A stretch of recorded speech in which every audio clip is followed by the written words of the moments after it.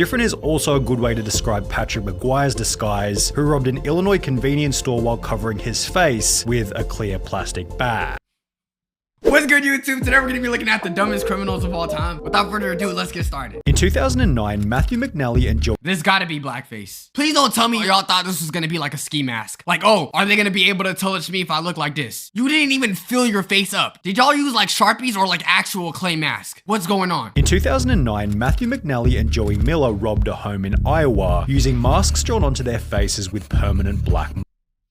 No, it kind of looked like they were gonna be on some shit where it was like, this'll get them. There's no way they're gonna be able to identify us. And then they just ran out of ink. You could tell like there's marks here where it just faded and they were like, F it, man. Let's go ahead and do the job. What is this? And Buddy over here is a bit too big. Like you could tell they couldn't even get the whole circumference of his face. Marker. Whilst on the run, the two discovered that permanent black marker doesn't rub off easily, leading to their simple arrest and embarrassingly stupid mugshots. However, these two still look like geniuses in comparison to some of the other idiots we'll be talking about as we discuss the stupidest criminals of all time. Take for example Macarthur Wheeler, who robbed two banks in broad daylight as he thought that pouring lemon juice on his face would make him invisible to cameras.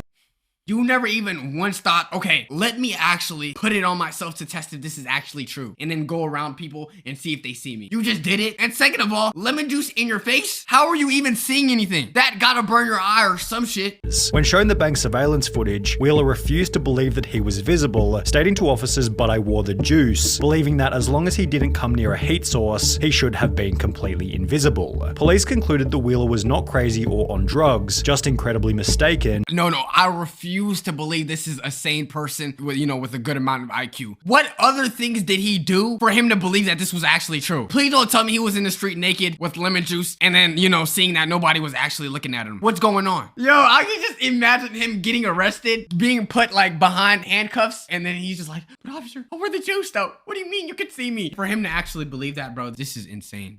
With the lemon juice mistake eventually costing Wheeler a 24.5-year prison sentence. However, and hold on, okay, so I'm assuming this was an armed robbery, right? So did you think that it hid the gun too? People probably pulled a prank on him. They probably told him, "Oh, we can't see you." What the hell? XQC got arrested? If we're on the topic of terrible disguises, then we can't go past Dennis Hawkins, whose disguise as an old lady wasn't much better. His sweater accompanied fake boobs, a full beard, and fittingly clown pants, with this insanely recognizable outfit helping police to catch Hawkins only an hour after the robbery. The police chief for the area stated, "He would get my nomination for dumbest criminal, I think. You still have his black facial hair with a blondish wig. Come on now. What if it's a they them? We're now in a society where, it's okay. Like, what if he was just trying to represent other genders?" Black facial hair with a blondish wig. Definitely different. Different is also a good way to describe Patrick McGuire's disguise, who robbed an Illinois convenience store while covering his face with a clear plastic bag.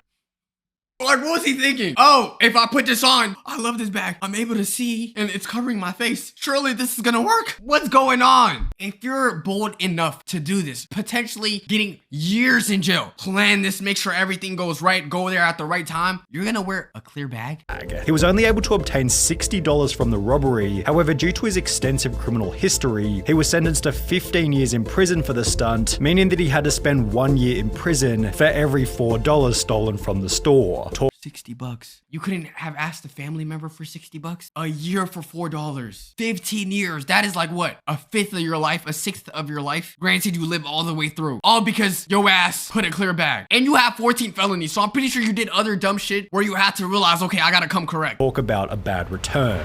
Equally bad was Paul Sinclair's, who attempted to rob a bank in Florida by using his fingers curled up into a gun shape. The quote-unquote weapon was so non-threatening that the bank teller gave him only $120, after which he'd flee on foot before being caught by police only 10 minutes later. No, who the hell is that bank teller? You know you're wrong for that. You got me, bro. No, shout out to that bank teller for just playing along to his delusion, bro. They could have easily detained him there, but he actually wanted him to live the life thinking that he actually did it. Could you imagine how amazing he felt afterwards? Y'all know that one anime? The one where the dude actually kills people using his finger? That's what it reminds me of. He probably watched that shit thinking that it was actually gonna work. Then there was James Blankenship. Bro, what is wrong with your nose? Did acne just decide to grow in your nose? Or is it just extremely reddish. I think one job people don't talk enough about is taking mugshots of criminals. Having to see chopped faces all this time gotta be haunting. Who thought that robbery was legal as long as you did it at a certain time of day. Back in 2013, Blankenship broke into his own mother's home, after which the police were called, who would take to their Facebook page later that day to explain what had happened. He fled the scene upon seeing his mother. The male was located under the house hiding in a crawl space. When advised of his charges, he made the statement, "I thought you could only be charged with burglary if you break in during the night time." Yo, bro, it's 3:58 p.m. We got 2 minutes. We're gonna have to sneak in, bro. It's the only time it's gonna be legal. Does that seem right to you? Which legislation did you read that said you could break into houses between the hours of 4 to 6? There's no way we're this dense, bro. He fled the scene upon seeing his mother. You robbed your own mom's house? Oh, you're a loser. Blankenship was given 180 days in jail and ordered to pay a $100 fine, yet this wasn't the only time when a person was dumb enough to think that a law didn't apply to them. Because when Reuben Pavin was caught stealing from a charity thrift shop in New Hampshire, I'm sorry, a charity thrift shop, bro? Okay, then that means that had to go for no more than like $5. State that he thought everything was free because of the name of the business, Finders Keepers. The sign did say Finders Keepers, so I took that DVD player, took it home, Pavin told the local TV station. A couple of weeks later, the stuff is still there on the porch, so I'm thinking to myself, Finders Keepers, they probably just put stuff out there for people to take. The business responded via Facebook stating, "This man who was caught on video is saying it is all a misunderstanding. He thought everything at our store was free. Is that really the best defense you could come up with?" That's dumb. Okay, then how would they make their money? Everything is probably at a discounted price and it's probably really cheap, but why would it be free? After which Pavin reportedly turned in the stolen goods to police, holding that he's not a bad person or a bad dad and is rather just unbelievably stupid. But was he as dumb as Derek Mosley, who in 2013 attempted to rob a store named Discount Gun Sales by using a baseball bat? When Mosley allegedly Yo, forget bringing a knife to a gunfight. You brought a baseball bat? I think one of the dumbest places to steal from is a shop that you know has guns, bro. You're literally in the heart of the lion's den, bro. I'm not gonna be in a gun store trying to get more guns, because clearly they got weapons at their disposal. Barged into Discount Gun Sales and smashed the display counter with his baseball bat, the store manager simply pulled out his own personal firearm and pointed it straight at the would-be robber, holding Mosley in the store until he was arrested and charged with first-degree robbery. What did you think was gonna happen? Did you think they would be like, "Oh, take all our guns"? Obviously, if they know you're not equipped with anything as well, it even makes it easier on them to not give you a gun. He had to have some sort of drugs in his system. A similar story then came out of Texas in July 2022 when a gun store was robbed at knife point, although this tale Okay, this is literally brought a knife to a gunfight. It ended in a body bag as the robber was fatally shot by the store owner as he tried to exit with his loot. But what happens when you accidentally call 911 whilst committing a crime? Pocket dialing the police is probably a fairly common occurrence. However, for Carson Reinhardt and Nathan Teklemariam, it happened at the most unfortunate moment, specifically while they were breaking into a car. The alert dispatcher soon realized that the call was an accidental one, and moreover that the guys on the other end might be up to no good. For the next 35 minutes, the dispatcher stayed on the line, listening and gathering information, as Teklemariam and Reinhardt did the following. Discovered a car that they thought they could burglarize, discussed how to break into the car, allegedly broke into the car, exclaimed in delight over finding narcotics in the car.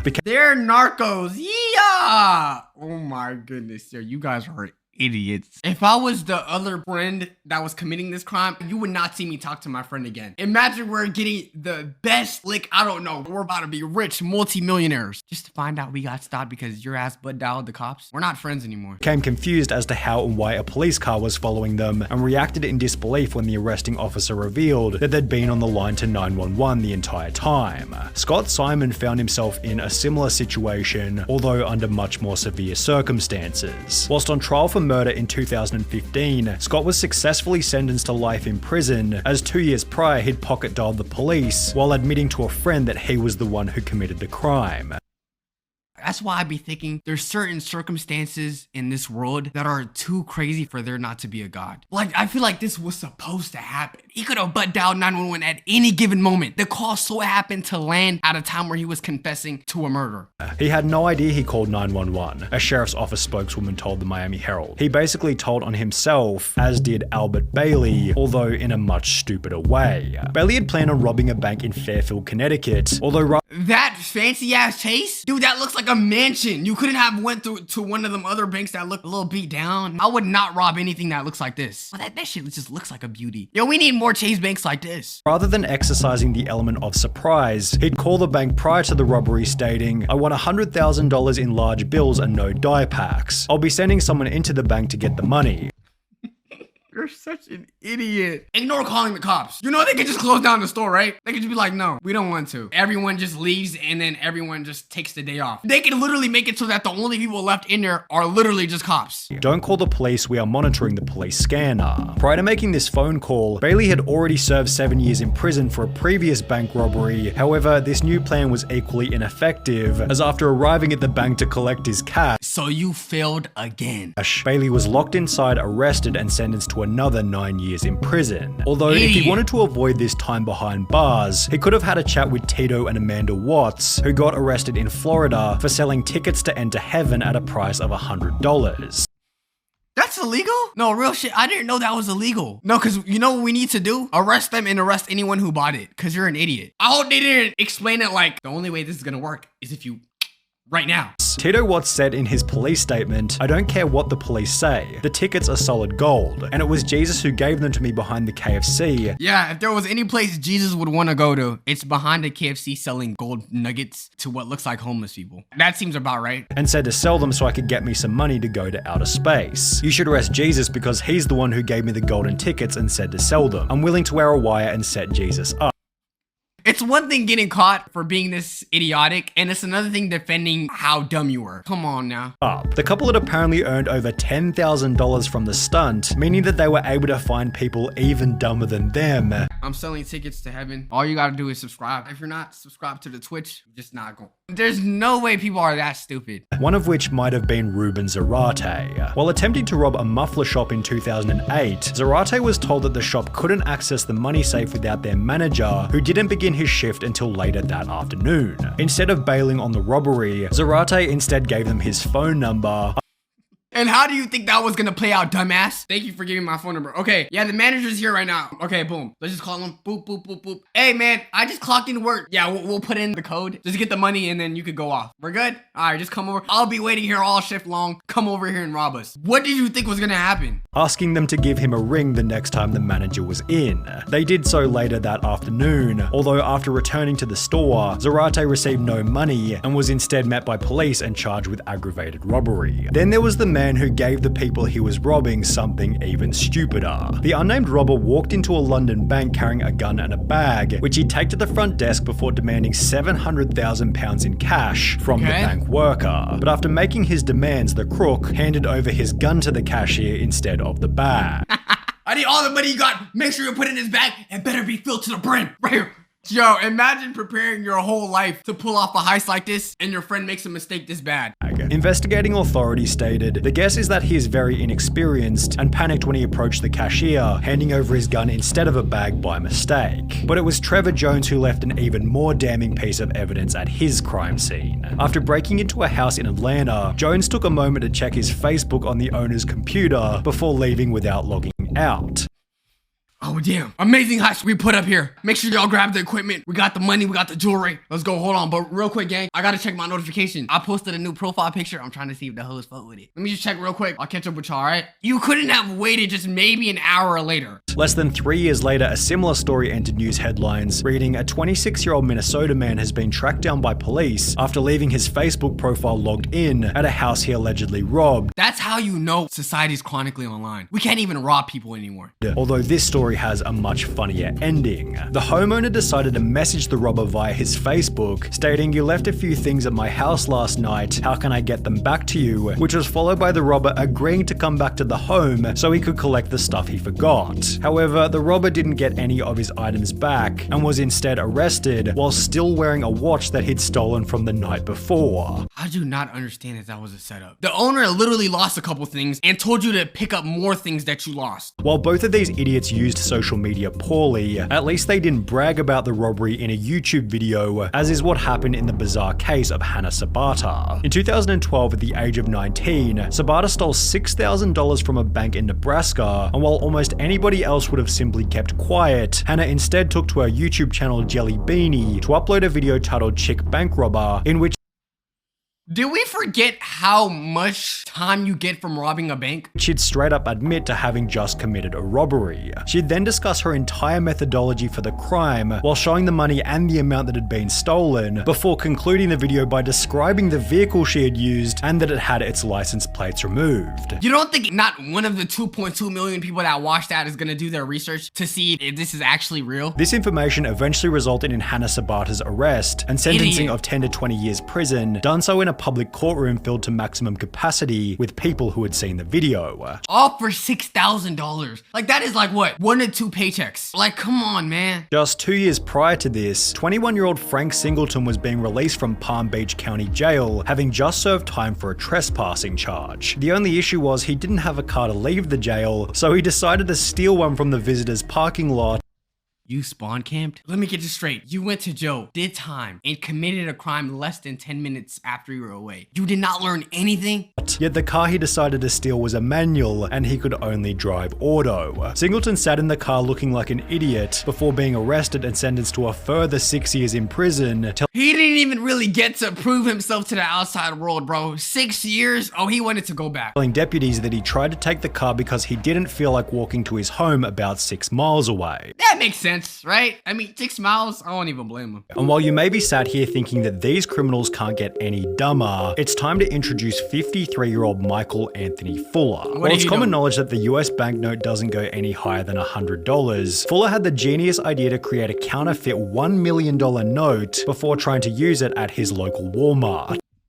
Let's say hypothetically that this actually did go through. Let's say you spent $2,000 there. You think they just have that at their disposal? We gotta come up with money.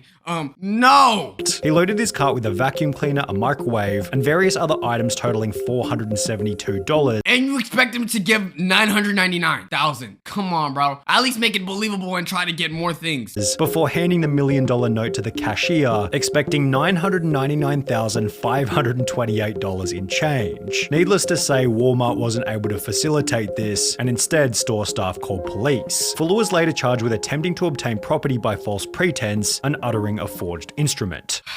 You know what, YouTube? If you're dumb, be happy, all right? Be happy you're at least just regularly dumb. And especially if you're dumb, do not commit crimes because you will get caught. Anyways, YouTube, let me know what y'all think. Make sure you guys subscribe, road to 800K. Doing this on Twitch. Make sure you guys like, subscribe. Do not steal. Waxer for life. Love y'all.